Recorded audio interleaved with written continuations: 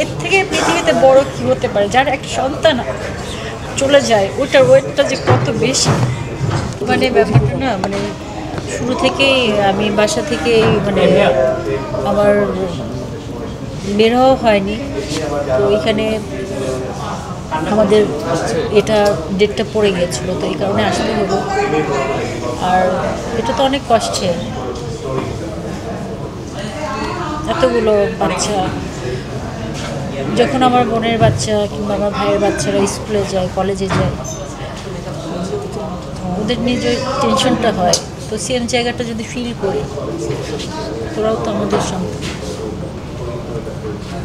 খারাপ লাগছে, অনেক খারাপ লাগছে আসলে।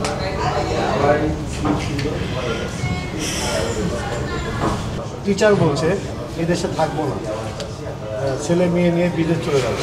আমাদের দেশে থাকবো না, ওনার একটা ফিলের জায়গা, হয়তো একটা কষ্টের জায়গায় বলছে, হয়তো তার ওই সময়টা ওই সিচুয়েশন উনি এমন কিছু দেখেছিল, এমন কিছু হয়তো বা ফেস করেছে, ওনার ওই সময়টা মনে হয়েছে এই দেশটা আমার জন্য না।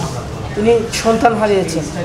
তো এইটা এর থেকে পৃথিবীতে বড় কি হতে পারে? যার এক সন্তান চলে যায় ওটার ওয়েটটা যে কত বেশি।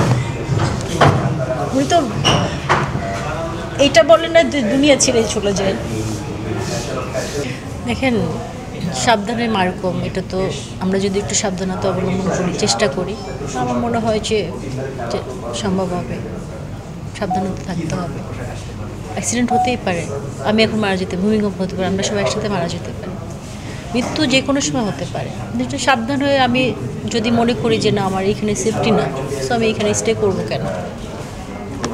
না করাটাই ভালো, যেটা সেফটি ফার্স্ট। লাইফটা তো মানে কি বলে, এটা তো এমন না যে বারবার ফিরে আসবে।